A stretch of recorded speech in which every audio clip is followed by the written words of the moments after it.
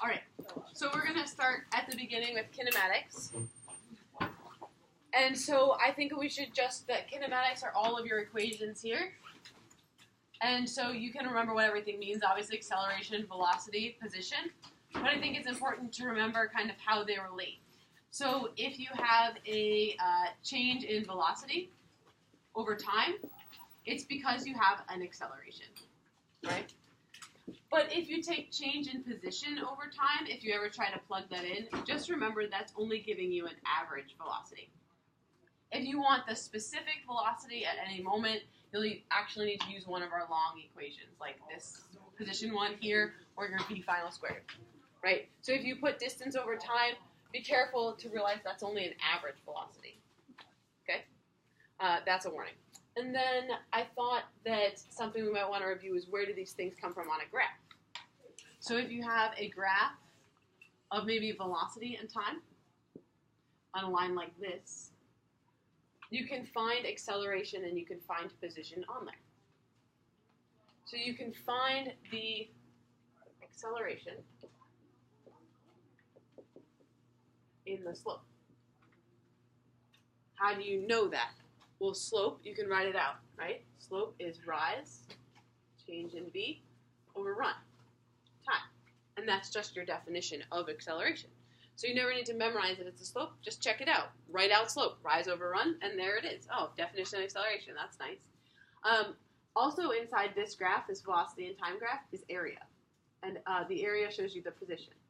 So here, position is the area. Well, how do you know that? So for example, if you had a square type of situation, just an example, something like that you were looking at the area of, you would multiply velocity by time. If it's a triangle, of course, you'd add a half. But you can just look, wow, if I take velocity and I multiply it by time, that's how I'd physically, graphically, with geometry, find an area. And that's also velocity times time is position. Ding. Of course, you have to add on 1/2 at squared and stuff like that, which would come out naturally. Here you'd have acceleration, so you'd add on plus 1/2 at squared. Okay. And then I thought that you should remember that when you do any sort of problem with kinematics, the best thing to do is you pick a spot to call 0. So you define a 0. Define 0, and you define a positive direction. Because from there, you know what velocities are positive, what accelerations are positive, so you can go ahead and you can put into your equations with proper signs. Good? And you can remember that when you use gravity, it's 9.8, but it can be up or down depending on what you define as the positive direction. It's totally up to you. Oftentimes, I choose up as positive, thus always making gravity negative 9.8, and our units would be meters per second squared. Okay. Good? Right, so then I thought we could take kinematics, but in two dimensions, which is often called, projectile motion. And so that's kind of where you'd either have something on a cliff launched like this with a velocity, or you'd have something on a cliff launched like this with a velocity, or you'd have something on level ground launched like this with a velocity, right? And they're kind of doing this through the air. And this is just a kinematics problem, again, but in disguise. So, let's see. So for here, for any of these things, if you have some sort of height, you can determine the flight time.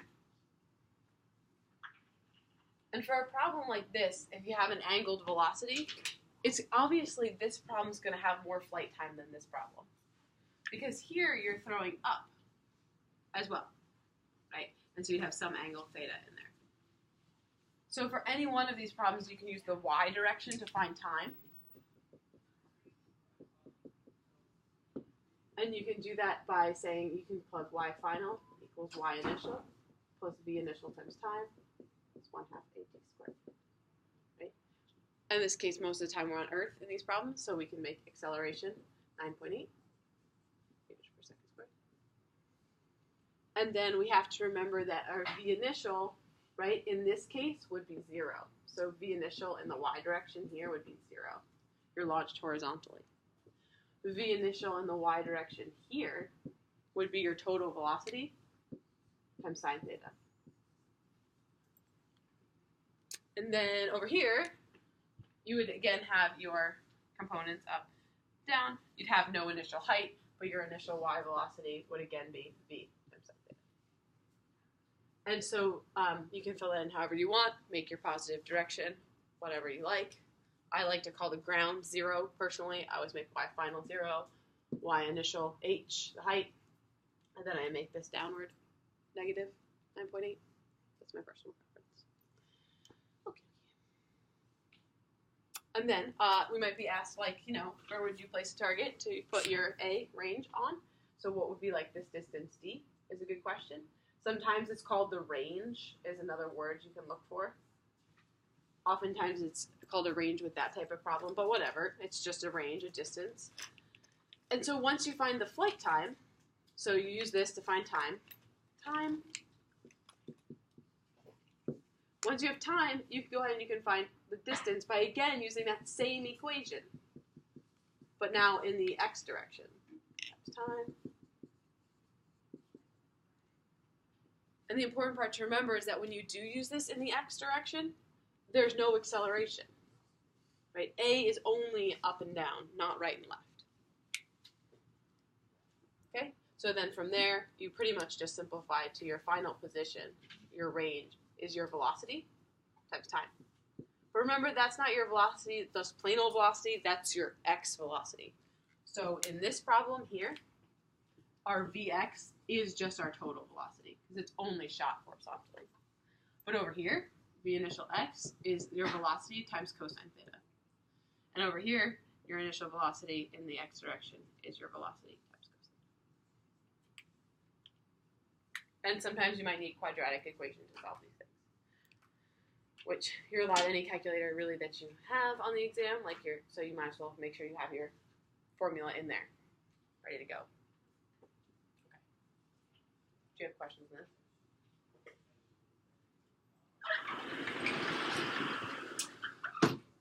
So,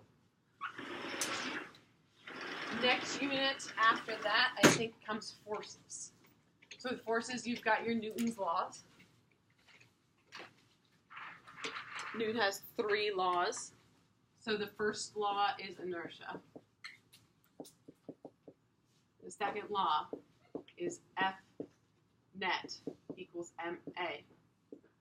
The third law is that every action has an equal and opposite reaction. So F of one person on a second person is equal and opposite to a force on the second person, like second person on the first. There are tons of multiple choice questions about Newton's third law. They're just in disguise. They're like, for example, some really complicated situation where like the boy pushes on the wall and like what is the force that the wall will push back on the boy with? And you're like, wow, this seems so hard, but it's just the actual, every action has an equal and opposite reaction. Sometimes they'll make it about electrostatic forces. All right, one charge applies a force on another charge. And they'll be like, what does the second charge feel? And you'll be like, oh, this is actually Newton's law in disguise. So there's lots of multiple choice questions about this in disguise. I'd write that on the board, but I don't know how to spell disguise.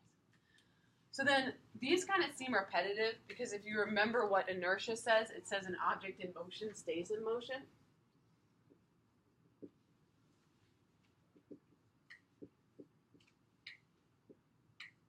If not acted on by an external force, right? If not acted. But, like, duh, that's what the Newton's second law says. So there's something more important about the law of inertia. The law of inertia lets you know, are you in an inertial reference frame? That's what it's for. Now, what does that actually mean? That's a completely different story. But this is really, are you in an inertial frame? That means, does Newton's second law work? There are times when Newton's second law won't work. You'll be somewhere, you'll draw a free body diagram of what you see happening, and it won't actually make any sense. For example, if you're to look at a car going around a curve, if you looked at a car, you guys know the dice that hang from the mirror. So if you looked at a car on a curve, and you looked at the mirror, so let's say the car is turning, and so here are your dangly dice, right?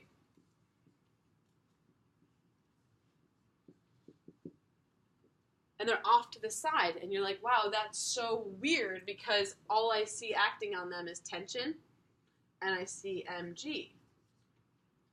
So that doesn't make sense to me, because I'm not seeing them move, they're stationary, but yet I'm lacking some sort of pulling force. Like, it seems like someone would have to be pulling them off to the side. So, like, what is going on?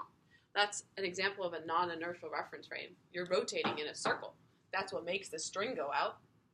But if someone showed you a picture like this, without telling you were going around in a curve, you would say, wait a minute, the string's not just magically going to pull to the side. Someone would need to have been pulling it. So that's kind of the law of inertia, is that if Newton's second law doesn't make sense, it's because you're in a non-inertial frame. And that might be a conceptual multiple choice, but nothing more than that. All of your questions, I'd imagine, are going to be on Fnet equals MA. When you start an Fnet equals MA problem, there's basically one key rule to having success. When you start a problem with this, you draw a free body diagram. You take your object, you draw the forces that act on it. You put the butts of the arrow, the tails of it on the object, and then you take the heads pointing away. And you'll get points for doing that on an exam. They'll ask you to do it, and you get points, so that's great. We can all do that. Because once you do this, all you're doing when you write out Fnet equals MA is you're taking this picture and you're converting it into math. But you have to do this in each direction. So here's an example in the y direction. But maybe there's some pulling tension and some friction. And so you'd have to go back and do this problem again in the x direction as well. So you fill in the details on each side, and you can solve for that acceleration. Now the sneaky thing is usually problems about mu, right? That coefficient of friction, you remember that? Yeah. So you, I don't like this marker very much. Mu is friction force. I know. Over normal. So in a problem that involves mu, here, they'll either ask you to use the mu or find the mu. They'll sometimes ask you, oh, if you're pressing now harder on the surface, does the mu change? And you look at the formula and be like, oh, yeah, it should, because the normal force changes. But you need to remember that, yeah, you can calculate mu with this equation, but conceptually, it's just the stickiness on two surfaces. Sticky surface. And so as long as the surfaces are the same surfaces, then the mu will be the same, regardless of these things. This is just mathematically the relationship that comes out. And sometimes you'll see a problem, like I've seen a lot, boxes that get pulled at a little bit of an angle. And that's because in a problem like that, pulling at an angle makes the normal force reduced a little bit because you're pulling up on it. When you're thinking about what is a normal force, this thing, is what you feel. You're all feeling a normal force on your bums right now. It's not because you're normal. It's because the normal is just what you feel. And so if someone asks for what the person feels or how many g-forces they're experiencing, your whole key to answering that is about this normal force. This is also what a scale would read. So if they ask for the scale reading.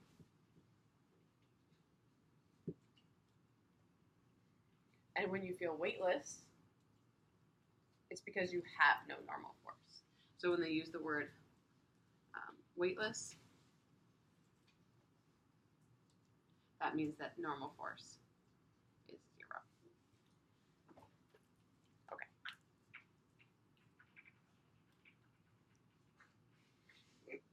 Next. So I think that's all you need for forces, unless you have a question about something. Forces are vectors, just like all the last things we talked about, velocities and stuff are all vectors. You gotta treat every direction separately. Forces are measured in newtons, right? So all forces have units of newtons. Newtons.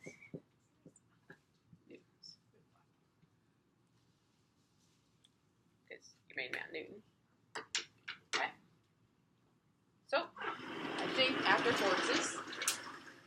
becomes maybe circular motion, which is just like really more forces in disguise.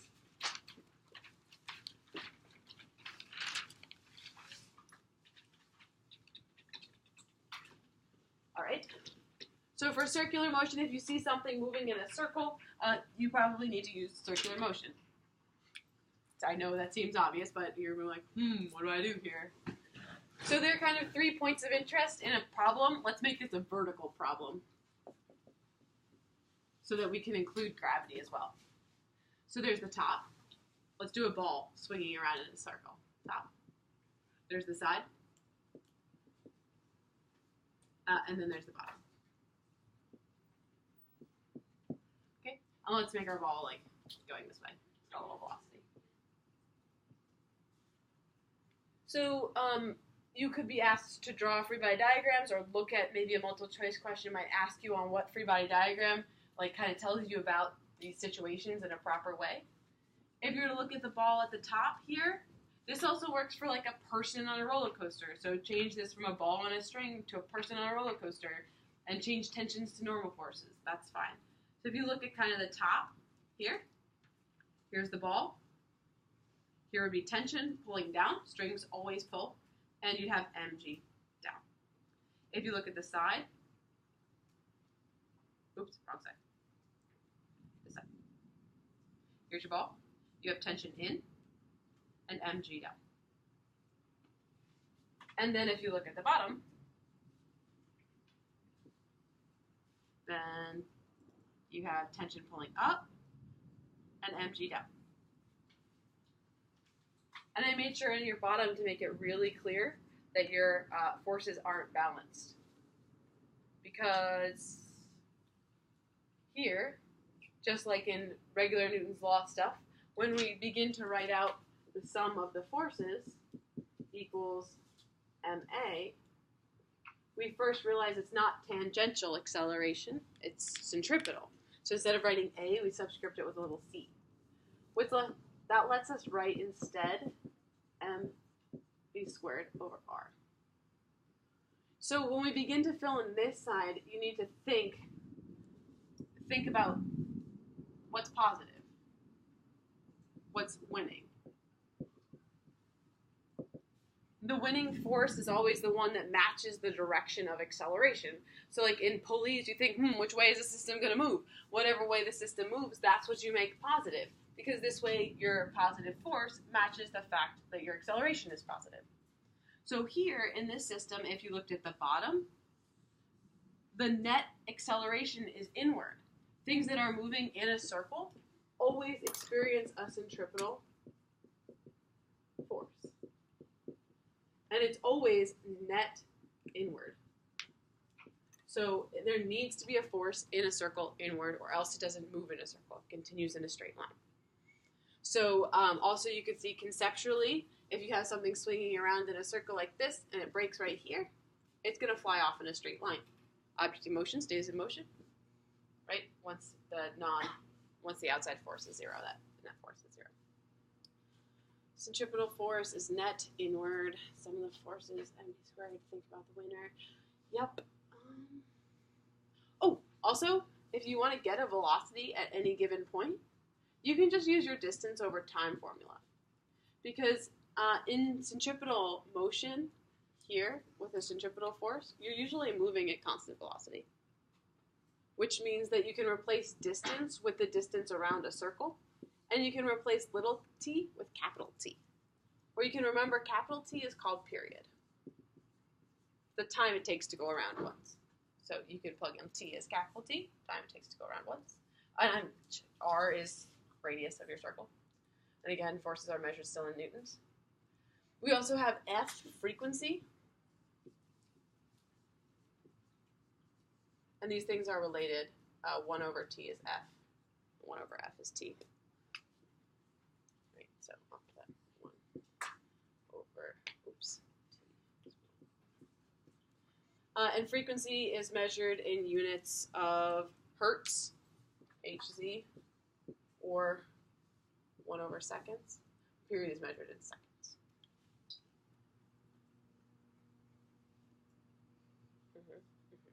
Okay, and And the last kind of thing that might come up is the idea of feeling weightless on a roller coaster. Weightlessness would happen at the top if we change this to a roller coaster. Then you're thinking about, instead of a ball, you're thinking about a human. And what's that human feeling? Well, if they felt something, they'd have a normal force and gravity. But if they felt weightless, they wouldn't feel anything. So that's a common kind of part of a question, maybe energy circles. Okay. And onward. Isn't this great? What if you could learn this fast? What if you could just perfectly absorb all of this information and now do all of physics? It'd be good, right? That would be my superhero power if I had learning at this type of speed. It'd be impressive. It'd be great. All right, so after circular motion, what do? Energy? Momentum? I think we did energy first. Yeah. All right, so let's go for energy. There are two key equations for energy. Your first is you want to think about what's doing work. That changes kinetic energy. But in majority of problems, all your forces are conservative most of the time, which means that there's no energy transferred out of your system, so you can say E initial equals E final. So when you have conservative forces, you can just skip kind of using skip kind of using the work is changing kinetic energy and move on to E initial, E final. That's most common. But if you did have to use this, you should remember what work is, or if they ask you about work done. Work is a dot product of F and D. D being the displacement. Remember, displacement is change in position. That's different than distance. And this dot product means that your force has to be in the same direction. So a force like this over a distance like this does indeed do work. Check. And not only just work, but positive work. But let's say a force like friction.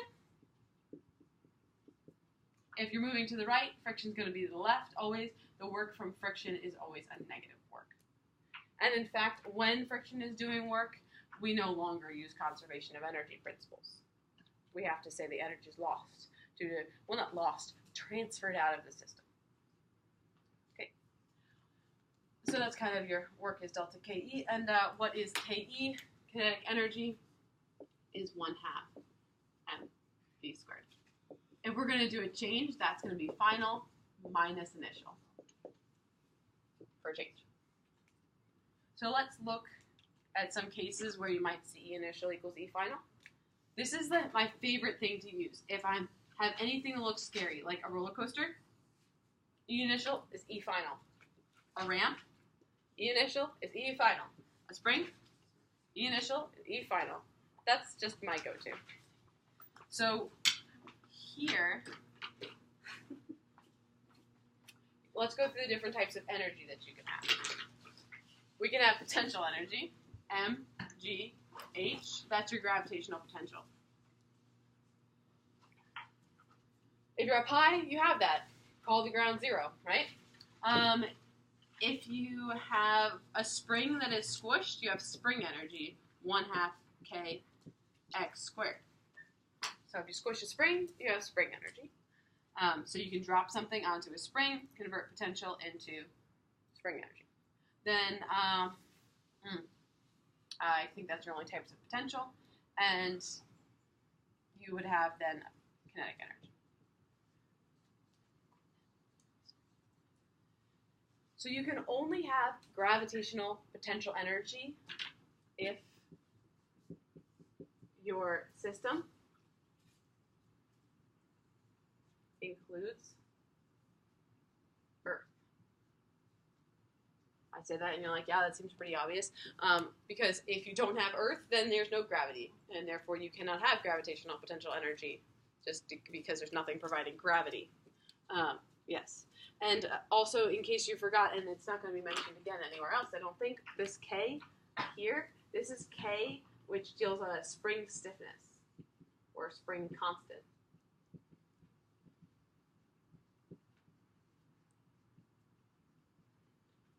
So I guess this should have been under forces, but if you take it off of your sheet, a spring force is negative kx. Just to remind you about that for springs. So if you put something on a spring and you let it come to equilibrium, you can balance spring force and gravity, for example. And x is in meters, and your negative sign is because it's always pulling back. Chet, please call extension 1346.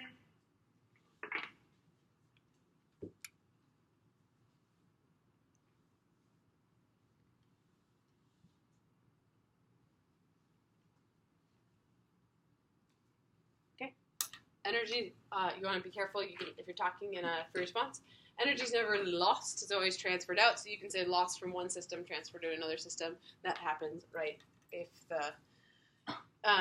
there's a force doing negative work, or just if your energies don't match up. Initial is not final. It's because energy was transferred out. These all types of energies here, these are all called mechanical energies. You can have thermal energy, as AP2 knows. You can have electrical energy, but this is all mechanical energy for mechanics, the class that you want. All right. Momentum. Oh, yeah, units. Real quick, units of energy are joules. Oh, we forgot something. We got to bring it back. No. We got to bring it back. I have to put it over there because I'm recording it. Okay. So energy is measured in joules. Work is newtons times meters. Different than torque, although the same units. Newtons times meters. A Newton meter. And then we can also have something we didn't talk about all at here. You can have power, and that is work over time. That's the same as change in energy over time. You could also put in maybe like F dot D. And when you put in F dot D, you'd realize you have distance over time, which is velocity. So these are all ways to get power. And watts the unit of power? I had to. Watts. It's the rate of work being done, the rate of energy lost. The rate of energy gained, the rate of energy. Okay. Now we're ready. So, energy is a really good way to solve a lot of problems, but it's not a great way to solve collision problems. Because in a collision problem, you're probably going to have some mechanical energy transferred into sound, right? Like, and heat and deformation of surfaces and maybe some sparking. I don't even know what else, but there's going to be energy transferred out. So when something looks complicated, it's great to use energy in terms of like heights and spinning and flipping and whatever speeds and ramps. But when things are colliding, it's best to use momentum. Momentum? I wanted a new color. Momentum has the symbol P, because remember it used to be momentum? And it's got its buddy Jim. Oh, sorry. Not Jim. Just M. It's got its buddy M. Impulse, which is J. So you can connect these two things. An impulse will change momentum. This is nothing more than Newton's law. So if you're ever tempted to use impulse as change in momentum, you really could just use F net equals ma. This is just like somebody was like, hey, look, I come up with something new. Okay, so F times T, that's impulse. Change in momentum would be M V final minus M V initial. Because this is nothing more than Newton's law, this doesn't get special units. So it's Newton seconds and kilograms meters per second. Just doesn't get anything more than that. It's just Newton's law, rewritten. So something might ask you for the impulse. You can find it with force times time or change in momentum, either way you like. But now, if no external force, then you may say that initial momentum in a system equals your final momentum. P initial is P final. And this is what you want to use when things collide. This is a go-to. So here you could just plug in the initial velocities of things. Remember, velocities of vector direction does matter. And maybe they stick together, so you could have two masses, or maybe they don't. B final and B final. So for example, if you had like today we saw in APC, we had a bullet traveling into a block of wood, and then we had the block of wood with a bullet inside of it moving off together with some final velocity. That's kind of the words in an ugly picture to correspond to momentum problem. So anything smacking anything, go for momentum. And also, multiple choice, they make really long-worded multiple choice questions just for the answer to be this. If no external force.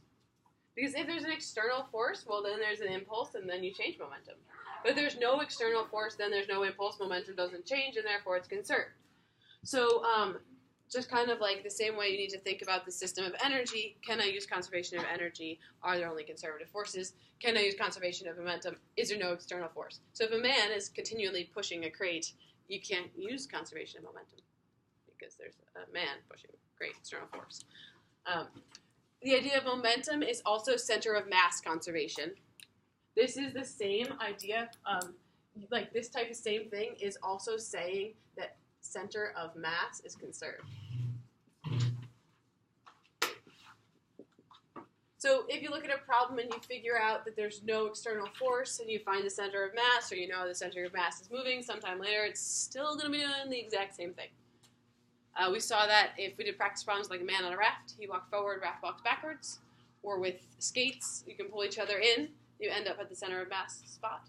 The center of mass is conserved and center of mass motion is conserved. That's another way to just talk about momentum. Center of mass is something on your sheet if you wanted to know how to do that. Center of mass is just you add up the position, so it's a position, and you add up the position of all of the masses. Right, and that's just on your formula sheet over the total mass. And you could take velocity if you divide all that by time. That would be velocity of the center of mass then. Impulse, momentum conserved. Oh, there's three types of collisions that can happen. They've got three different words that go with them. There is a elastic collision. This is really rare, but you can have elastic collisions. Elastic collision starts with an E. And so therefore, in this type of collision, energy is conserved. What does it sound like? Nothing. Nothing happens to the surfaces. They don't get deformed. This is almost like air hockey, except of course you can hear that. So energy is conserved. Really rare to have an actual elastic collision. Most common type of collision is inelastic, where you hear it. Some energy, kinetic energy, is transferred out into other types of energy, but yet momentum is still conserved. So here, energy is lost. KE is lost. Kinetic energy lost. And then you have one more type of inelastic, where it's perfectly inelastic.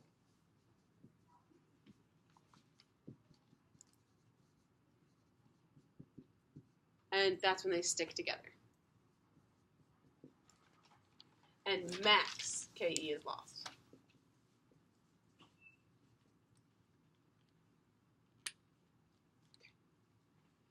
I think that's everything about that. I'm just thinking, is there something more? I think we got it all. Okay. After momentum is gravity? Oh yes, and angular motion. We're going to need to do both of those. So let's talk this one out. Okay, so let's do gravity real quick because it deals a little bit with energy, and then we'll go into angular motion, which is really not news to review on everything else. So gravity is a movie. It's about a lady. She misses Earth a lot. And when she gets back, she feels really heavy. So there's a force of gravity. She does. She can barely even walk. That's the whole point of the movie. Is she feels really heavy at the end. All right. So there's a G. This is gravitational constant. It's on your sheet. It's 6.67 times 10 to the negative 11th Newton meter squared per kilogram squared. And then we multiply by one mass, the second mass, and you divide by the separation of the masses and square it. The most common reason to use a gravitational force, well, one of the two most common. So let's say you have some sort of planet with a satellite or something orbiting around it. In which case, why is it that it stays in a circle? It's because the gravitational force is providing the centripetal force, or is making it have centripetal acceleration. So let's just cut to the chase there. And it turns out that this little m, this m is always the little m. This is always the thing that's moving. So you can connect these together, and you can end up with g m1 m2 over r squared equals m1 v squared over r. And the little mass is always the one that cancels out. So you could solve for the velocity of orbiting things. So thrilling. Yes, Casey? Doesn't radius also cancel? One of the radiuses? Oh, yeah, and one of the radiuses will also cancel. So you can end up with an orbital speed, for example, being one of the radiuses cancels, square root g, mass of the big thing, over orbital radius. Remember, your orbital radius is always center of body to center of body. So when you're measuring this r right here, you're measuring from the center to the center. And you can connect this and derive Newton's version of Kepler's third law, which sounds real fancy, because if you just stick and combine the fact that velocity is distance over time, if you stick these two together, you come up with Kepler's third law, Newton's version of it. That's like t squared is proportional to r cubed, if you remember that from way back in the day. So if you combine these together, you'll see they come out to be that t squared is proportional to r cubed. So if your time increases, your radial distance doesn't also increase the exact same way. All right. Oh, there's something else about gravity. We get to learn in this class that there's gravitational potential energy. So there's this UG.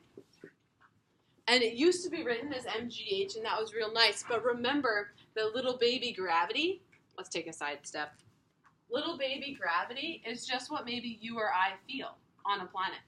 So little baby G, which comes out to be 9.8, is when you plug in me or you on the Earth. So you plug in mass of the Earth and radius of the Earth into this equation, and you cancel the little m, which would be, because I also attract the Earth just as the Earth attracts me. So when we want the force of gravity, we would replace it with my mass times little g, and then one of those masses would cancel. So we come out with this being the number why we get 9.8. So now you realize that in gravity, like gravitational potential energy, you really should write little g out as what it really should be. And so we define gravitational potential energy the big way, like this, which really only has one sole purpose. First, the negative just means that you're bound, which is good for all of us because it means that we probably won't just escape. Yes, just are. It's good. That means if we're running track, we won't accidentally fall off Earth and never be able to return. But if you were interested in being able to run fast enough to escape Earth's gravitational pull and never return, what you'd be really asking about is you'd be asking about what's the escape velocity? So how fast do you have to run to escape Earth's gravitational pull and never return? So that might be what you want to do to your brother. Thanks, guys. And in which case, you'd set kinetic energy equal to this gravitational energy. And that's just because you have kinetic energy from running, and you have gravitational potential energy from being on Earth. You want to go to a point where you make it out to infinity, so you finally have no gravitational energy, and you're just going to get there, so no kinetic energy. Simplify that, we get this, and we can solve for our V escape. How fast do you need to go? Sadly, it's too fast, really, for any of us to just run, but we can make this speed. You solve this for velocity. I think we get 2g. And again, this is always the mass of the big thing. The mass of the little thing cancels. Okay.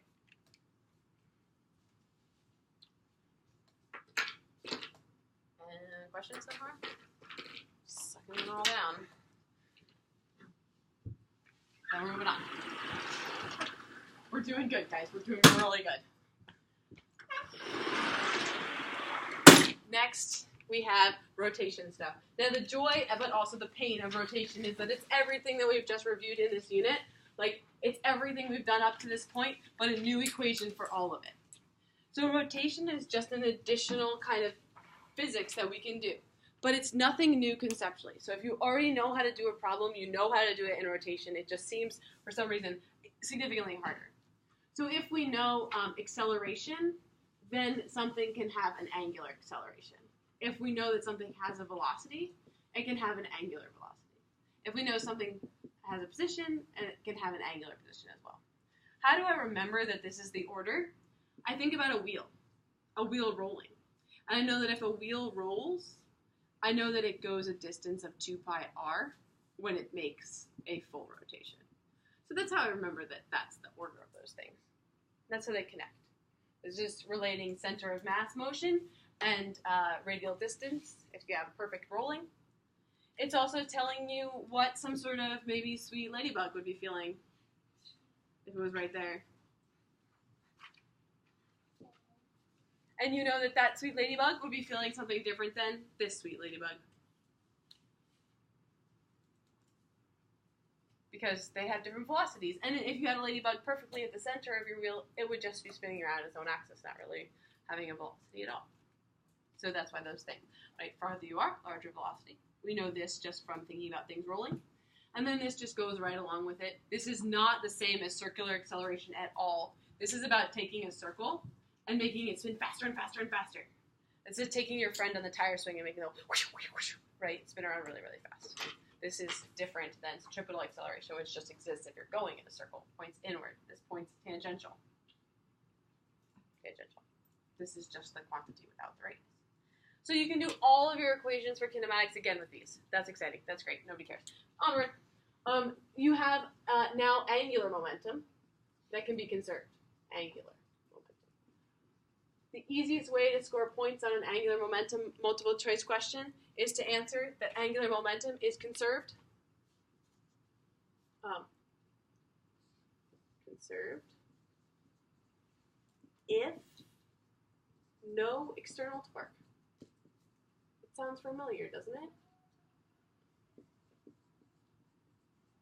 This should give us a minute to think about what torque actually is, because I've probably forgotten by now. Torque is the rotational analogy of F equals ma. Instead of m, you put I. Instead of a, you put alpha. Torque is R cross F.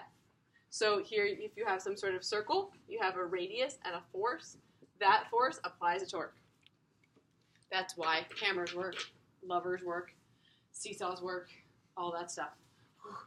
All right, so torque is measured in Newton meters, different than work.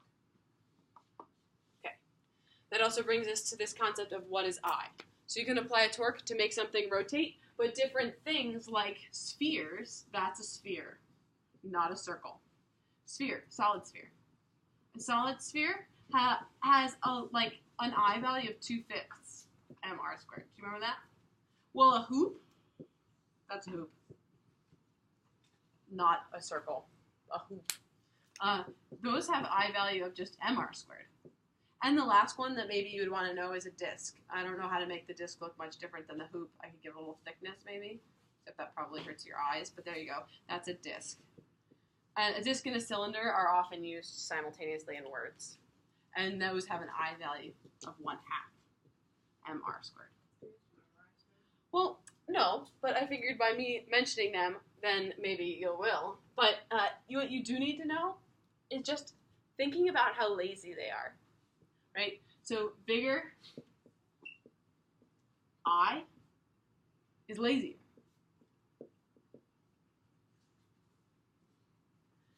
That means it's less reluctant to start moving, but it's also more reluctant to stop moving. It's not going to be changed as easily. How do you discover what an eye is? An eye is comprised of adding up the sum of all the little pieces of mass at some distance squared.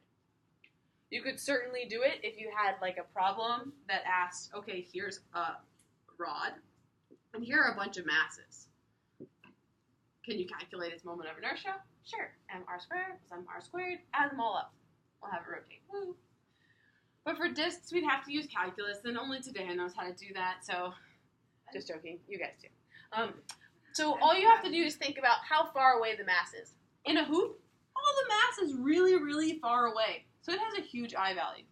But in a sphere, it's like more evenly distributed, so you could compare these two. And just know that the I of the hoop is just more because more of the mass is further away. And you can think about just trying to get something to move. If the mass is very far away, it's really hard to get that to move. It's got a huge lever arm. It's really hard to get it to going. Yeah? I'm sorry, did you say a point mass would have mr squared as its I? Yes. Mm-hmm. So if you had like a mass on a string, so here's a string, here's a mass, and here's the pivot point, then the I of this point mass is just mr squared. Yep. Same as a hoop, because a hoop is just a bunch of point masses. All right. And so these I's that you will be given to you for most problems, but conceptually you should be able to relate that the hoop is the most and other things are less. Yeah, Lizzie? Never mind. Okay, that was a great question. So why do these I's matter? Let's think about it in terms of laziness for a moment. I think that the most common question you might see, although I've never seen one in a free response, I've only seen it in multiple choice, would be having some sort of circular thing rolling down a hill. In which case, I would always say that I go to hill, I'm like, potential energy. That's going to turn into kinetic energy, and you're going to have two types. And this type is on your formula sheet. That deals with I. Well, this is just regular. Remembering that you can kind of connect to these things by plugging in the I and plugging in the omega. Turns out mass and radius never matter in a problem like this. Remember we let the things roll down the ramp? And it didn't matter. They pretended they were the same mass, but they actually weren't. And I wasn't worried about it because m will cancel, as it often does. And r and the radius ends up canceling as well because it's in the omega squared and in the I. Bing. Now we wrote angular momentum is conserved if there's no external torque, but then we didn't write what angular momentum is because I forgot. I mean, I remember what angular momentum is, but I forgot to tell you. Angular momentum is L. Angular momentum. And it means I omega. So if you have an I value, something like this, or a rod, right? Sometimes we might have rods. Rod. And if you have a rod, you can have an I value of 1/3 ml squared. Or you can have that rod at the center. That's 1/12. But regardless, you can have some sort of rod spinning, and maybe that rod smacks a ball, and so you can use R cross P. This simplifies to RMV, Registry of Motor Vehicles. So when in doubt, you can use I omega or Registry of Motor Vehicles as your angular momentum, and you can score some just easy multiple choice questions by knowing that you may only conserve angular momentum if there's no external torque. Let's go over some examples like that. Child jumps onto spinny platform thing. Super common problem like that. Like pivoted rod, smacks ball. Super common problem like that. That's all I can remember off the top of my head. But those I see a lot. Those are examples where you have no external torque. The torque is at the pivot. That's all it. But you can't use linear momentum, mainly because stuff's rotating. But there's external force from the hinge. But you can use angular momentum. Okay, I think that's everything. Just soak that all in. Remember that entire thing. Fine. There's really not too much rotation on the tests that I've seen so far. So if there's a lot on yours, then that'll be a surprise. What's after rotation? Wait, this is put out. Yeah. So if you have like a ball and you throw it at something moving in like a circle so that it like hits it, how would can you like go through a So couple different like momentum problems involved? Okay, so if you have like a ball and it hits, so like let's take this ball of clay and let's throw it with a velocity at this object. This is a merry-go-round thing. What's going to happen sometime later, we're going to see, I'll draw the time later picture. The time later picture is that the merry-go-round now has the ball stuck to it and is spinning. Okay? This is an example, or this could be child and merry-go-round, whatever. So this is an example where there's no external torque because you're pivoted here. And so you can say angular momentum is conserved. L initial is L final. Initially, your platform's not moving, only your child is. You're going to do a little R cross P. This is the R value, how far away the kid is from where the thing can rotate. Your kid has a mass M, a velocity V. So your initial momentum would be M, R, and V. Ooh, R, registry of motor vehicles. Okay, now at the end, both the child and the platform are spinning. So you can go ahead and you can fill this side in. But you'll have to use I omega. And you could do this in kind of two ways. You can make your I include both the kid and the disk. So add together a disk, 1/2 I omega, 1/2 mr squared, and the kid, point mass. Or you could say just the disk and add on the kid in an RMV format. I'm going to choose to do it like this. So I'm going to fill in my I value, a disk, mass of disk. I know it's half because we just wrote it on the board before. And the point mass of the child at a distance r away, square it. That's my total I. And this mass is of the kid. And I can plug numbers in to find whatever I wanted. Is that a satisfactory example, or would you like something else? No, that was good. Okay. So last thing, we'll talk about simple harmonic motion and waves, and then I think we will have covered most of it, except for electrophorese and stuff. Oh man, this class is really long. Okay, so simple harmonic motion, I guess really all you need to know is that springs hold masses. So here's a mass, it has a weight, it's balanced by a spring, okay, X. And it bounces up and down. Ding, ding, ding, ding. And I don't know how much of that, I can't really remember exactly what we learned in this class, but I know that it goes just up and down around equilibrium. This position is equilibrium, and it's going to go right up and down. It's going to oscillate equally up and down. And the oscillation is, the up part is called an amplitude. I don't think we learned much more than that for simple harmonic motion in this class. I don't think you're asked anything about graphs in your test, only AP2.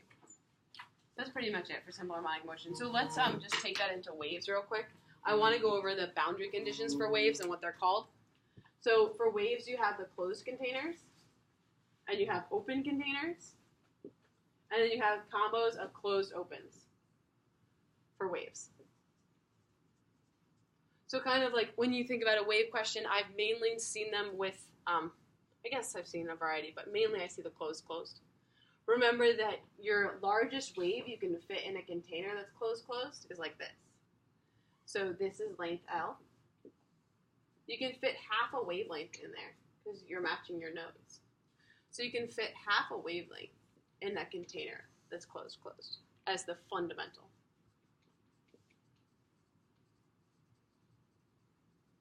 Matching your nodes. For open, they have exactly the opposite condition, where instead of being a node, it's a maximum or a minimum. So the largest wave you can fit in there is going from a max down to a min. And if you look, that's only, again, in that length, that only fits half a lambda. And that's also the fundamental, n equals 1. And the freaky one is this one, where you have to have a middle and a max, this, and that's going to be only a quarter because you're going from the center up to the max. To be a full, you got to go center, max, center, min, center again. So this inside this length, when you have it closed and open, the fundamental is actually a quarter of a wavelength. Can fit in there. And then you can have any integer number above that. Those are called harmonics. So if you had, this is the fundamental, you can have n equals 2. That's the second harmonic, first overtone. That would look like this node, and then fitting one more in there. That's another example.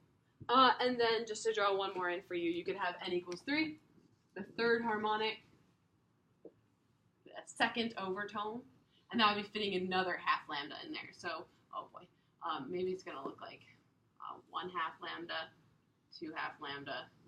Oh boy, it's not as easy as it looks. 3 half lambdas. That's exactly the same as before. 1, 2, 3. Okay.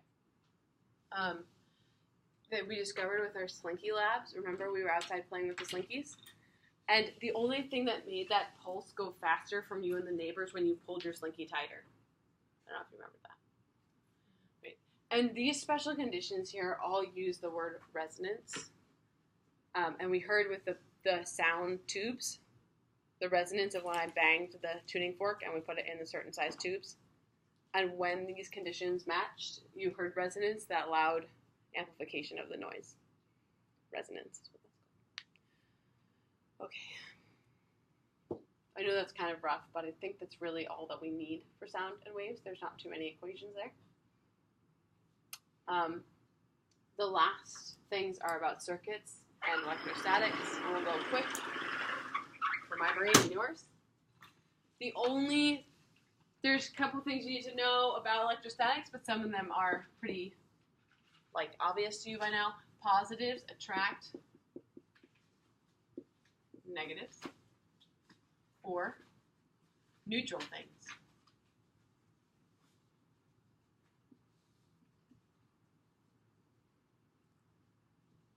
How did something positive attract a neutral thing? Sometimes neutral things, if they're conducting, meaning metal,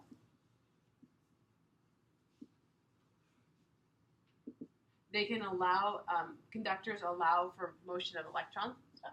So positive things can attract neutral things because those neutral things are conductors and the charges can move around in there.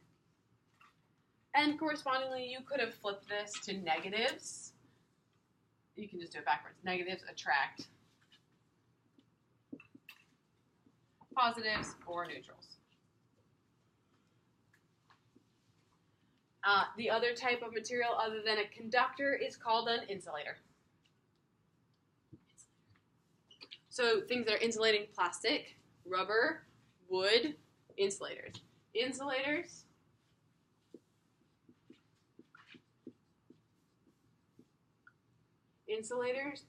they will take extra charge, but they don't let charge just freely roam around. So let's say you have an insulating rod, and you go ahead and rub it with some silk, or your hair, or whatever, or a balloon, right? You go ahead and you rub it. It's only going to gain the charges in one spot, and they're not going to be able to redistribute. They're just going to stay put. I've officially gone for 60 minutes now, 59:03. And so from here, we can go and actually do only numerical things if we actually plug into Coulomb's law. And that's all you need to know for your unit. Tons and tons, every exam, I guess not tons of questions, but every exam I've seen one question about electrostatic force and gravitational force and how they compare. They look a lot the same. They each have an r squared in the bottom. So they change the same way. If you make two planets farther apart, or you make two charges farther apart, it changes in the same way. The numerator will only change if you changed fundamental properties, charge or mass. But denominator is easy to change, the r squared. It's called Coulomb's law, Coulomb's force, electric force, and it works just the same as gravity. K, 9 e to the 9th, that's on your equation sheet. Bing. And the very last thing I promise, is about circuits and the two ways that you can have resistance. All right, you can have a battery in circuits, and you can connect resistors in a couple different ways. The two that we care about, here's the battery symbol. Remembering the long side means positive, the short side means negative. We can connect resistors in a line together, going one through the other. These are resistors in series. You can connect one and another in a different way, having again the positive, negative end. You can connect them in parallel.